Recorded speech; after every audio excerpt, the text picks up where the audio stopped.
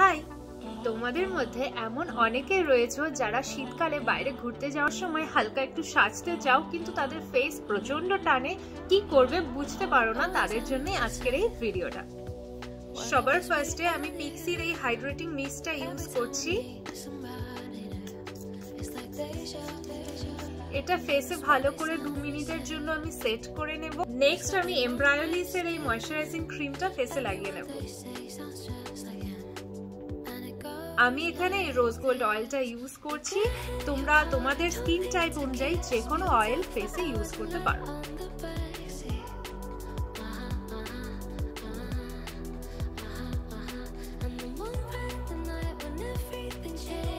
তোমরা রেগুলার বেসিসে যে ফাউন্ডেশন ইউজ করো না কেন, তার সাথে তোমরা রেগুলার যে ময়শ্চারাইজারটা ইউজ করো সেই দুটোকে একসাথে কম্বাইন করে ফেসে লাগিয়ে নেবে। আমি ল্যাকমির এই ফাউন্ডেশনটা অল্প পরিমাণে এটার সাথে মিক্স করে নেব। জাস্ট এভাবে হালকা হাতে ফুল ফেসে ক্রিম এবং ফাউন্ডেশনটা ব্লেন্ড করে নেব।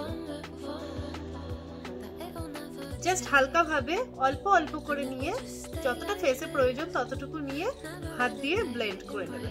ব্যাস, এভাবেই ক্রিমের সাথে তোমরা লিকুইড ব্লাশ মিশিয়ে নিয়ে হালকা করে ফেসে অ্যাপ্লাই করে নিতে পারো।